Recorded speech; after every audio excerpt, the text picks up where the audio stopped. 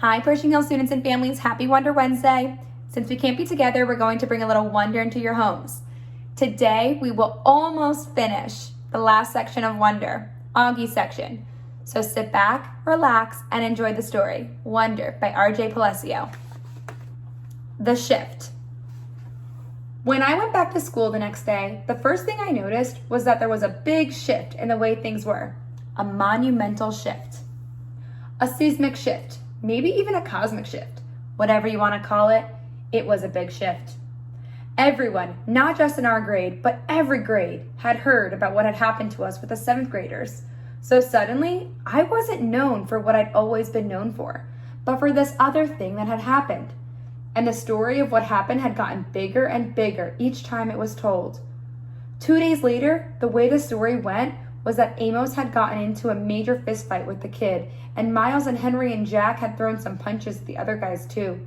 And the escape across the field became this whole long adventure through a cornfield maze and into the deep dark woods. Jack's version of the story was probably the best because he's so funny. But in whatever version of the story, and no matter who was telling it, 2 things always stayed the same. I got picked on because of my face, and Jack defended me. And those guys, Amos, Henry, and Miles, protected me. And now that they protected me, I was different to them.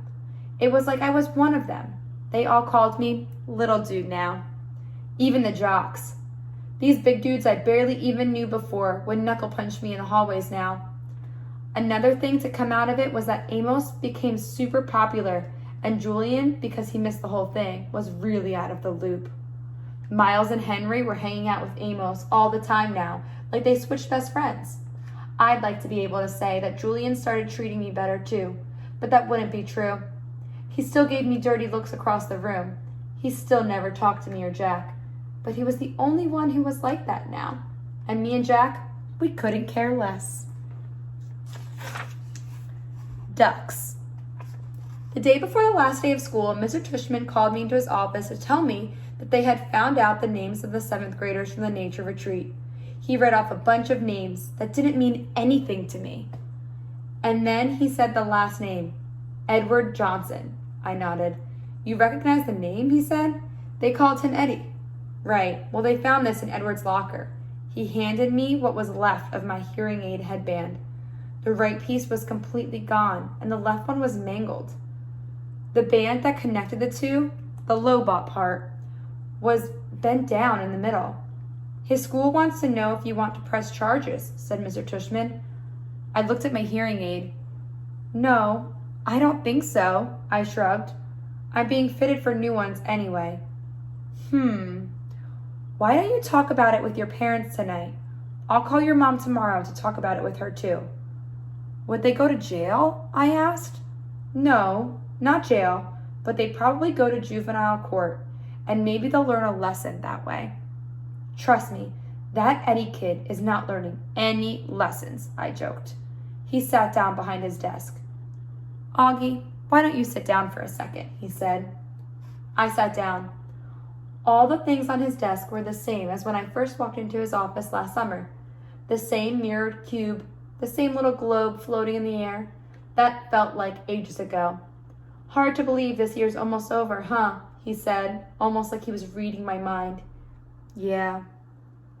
Has it been a good year for you, Augie? Has it been okay? Yeah, it's been good, I nodded. I know academically it's been great for you. You're one of our top students. Congratulations on high honor roll. Thanks, yeah, that's cool. But I know it's had its share of ups and downs, he said, raising his eyebrows. Certainly, that night at the nature reserve was one of the low points. Yeah, I nodded. But it was also kind of good, too. In what way?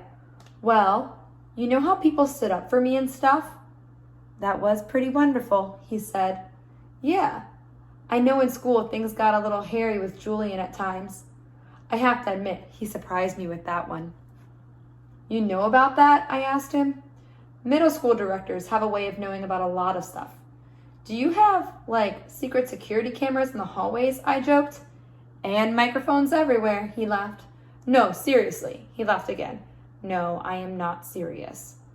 Oh, but teachers know more than kids think, Augie. I wish you and Jack had come to me about the mean notes that were left in your lockers. How do you know about that? I said. I'm telling you, middle school directors know it all. It wasn't that big of a deal, I answered, and we wrote notes too. He smiled. I don't know if it's public yet, he said, though it will be soon anyway. But Julian is not coming back to Beaker Prep next year. What? I said. I honestly couldn't hide how surprised I was. His parents don't think Beaker Prep is a good fit for him. Mr. Tushman continued, raising his shoulders. Wow, that is big news, I said. Yes, I thought you should know. Then suddenly, I noticed that the pumpkin portrait that used to be behind his desk was gone, and my drawing, my self-portrait as an animal that I drew for the New Year art show, was now framed and hanging behind his desk. Hey, that's mine, I pointed. Mr. Tushman turned around, like he didn't know what I was talking about. Oh, that's right, he said, tapping his forehead. I've been meaning to show you this for months. My self-portrait is a duck, I nodded. I love this piece, Augie, he said. When your art teacher showed it to me, I asked her if I could keep it for my wall. I hope that's okay with you. Oh, yeah, sure it is. What happened to the pumpkin portrait? It's right behind you. Oh, yeah, nice. I've been meaning to ask you since I hung this up, he said, looking at it. Why did you choose to represent yourself as a duck? What do you mean? I answered. That was the assignment. Yes, but why a duck? He said. Is it safe to assume that it was because of the story of the duckling that turns into a swan? No, I laughed, shaking my head. It's because I think I look like a duck. Oh, said Mr. Tushman, his eyes opening wide. He started laughing. Really? Huh. Here I was looking for symbolism and metaphors, and sometimes a duck is just a duck. Yeah, I guess, I said, not quite getting why he thought that was so funny. He laughed himself for a good 30 seconds. Anyway, Augie, thanks for chatting with me, he said. I just want you to know it's truly a pleasure having you here at Beaker Prep, and I'm really looking forward to next year. He reached across the desk and we shook hands. See you tomorrow at graduation. See you tomorrow, Mr. Tushman. The last precept. This was written on Mr. Brown's chalkboard when we walked into English class for the last time. Mr. Brown's June precept. Just follow the day and reach for the sun. Have a great summer vacation, Class 5B. It's been a great year and you've been a wonderful group of students. If you remember, please send me a postcard this summer with your personal precept. It can be something you made up yourself or something you've read somewhere that means something to you. If so, don't forget the attribution, please. I really look forward to getting them. The drop-off. The graduation ceremony was held in the Beaker Prep Upper School Auditorium. It was only about a 15-minute walk from our house to the other campus building, but Dad drove me because I was all dressed up and had on new shiny black shoes that weren't broken in yet, and I didn't want my feet to hurt. Students were supposed to arrive at the auditorium an hour before the ceremony started, but we got there even earlier, so we sat in the car and waited. Dad turned on the CD player and our favorite song came on. We both smiled and started bobbing our heads to the music. Dad sang along with the song. Andy would bicycle across the town in the rain to bring you candy. Hey, is my tie on straight? I said. He looked and straightened it a tiny bit as he kept on singing. Does my hair look okay? I said. He smiled and nodded.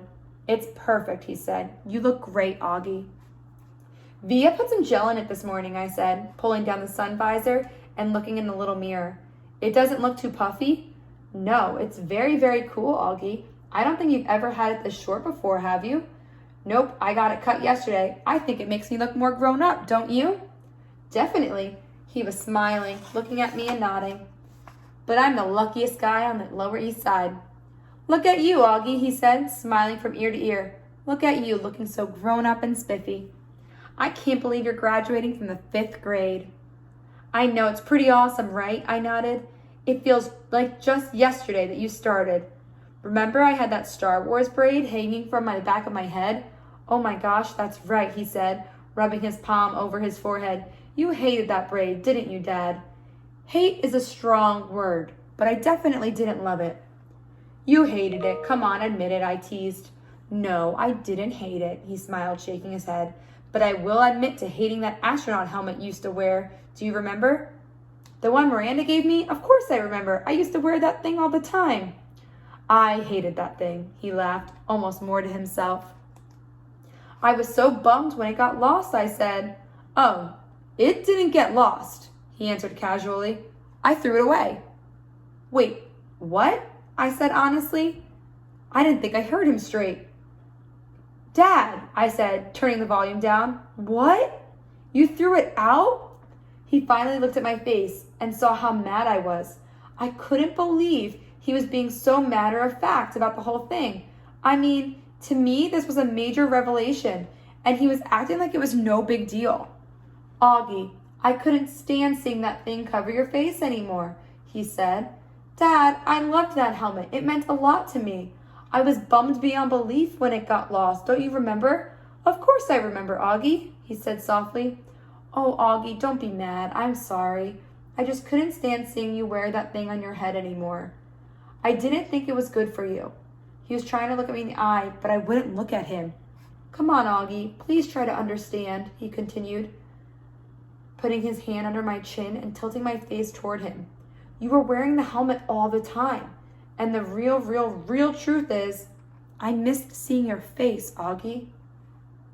I know you don't always love it, but you have to understand, I love it. I love this face of yours, completely and passionately. And it kind of broke my heart that you were always covering it up. He was squinting at me like he really wanted me to understand. Does Mom know? I said. He opened his eyes wide. No way, are you kidding me? She would have killed me. She tore that place apart looking for the helmet. Dad, I said, I mean, she spent like a week looking for it in every closet, in the laundry room, everywhere. I know, he said, nodding. That's why she'd kill me. And then he looked at me, and something about his expression made me start laughing, which made him open his mouth wide like he just realized something. Wait a minute, Augie, he said, pointing his finger at me. You have to promise me you will never tell Mommy anything about this. I smiled and rubbed my palms together like I was about to get very greedy. Let's see, I said, stroking my chin. I'll be wanting that new Xbox when it comes out next month, and I'll definitely be wanting my own car in about 6 years. A red Porsche would be nice. And he started laughing. I love it when I'm the one who makes Dad laugh, since he's usually the funny man and gets everybody else laughing. Oh boy, he said, shaking his head. You really have grown up. The part of the song we loved to sing the most started to play, and I turned off the volume. We both started singing. We always sang this last part at the top of our lungs, trying to hold that last note as long as the guy who sang the song, which always made us crack up. While we were laughing, we noticed Jack had arrived and was walking over to our car. I started to get out. Hold on, said Dad. I just want to make sure you've forgiven me, okay? Yes, I forgive you. He looked at me gratefully. Thank you. But don't ever throw anything else of mine out again without telling me. I promise. I opened the door and got out as Jack reached the car. Hey, Jack, I said. Hey, Augie. Hey, Mr. Pullman, said Jack. How you doing, Jack, said Dad. See you later, I said, closing the door. Good luck, guys, Dad called out, rolling down the front window. See you guys on the other side of 5th grade. We waved as he turned on the ignition and started to pull away, but then I ran over and he stopped the car. I put my head in the window so Jack wouldn't hear what I was saying. Can you guys not kiss me a lot after graduation, I asked. It's kind of embarrassing. I'll try my best. Will you tell Mom too? I don't think she'll be able to resist, Augie, but I'll pass it along. Bye, dear old Dad, he smiled. Goodbye, my son, my son.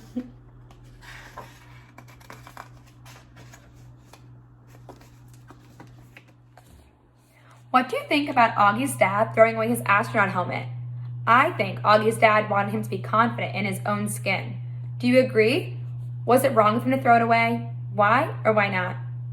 Students, please join me next week for our final Wonder Wednesday as we watch Augie graduate from the 5th grade. I am so proud of you, and I can't wait to talk to you real soon.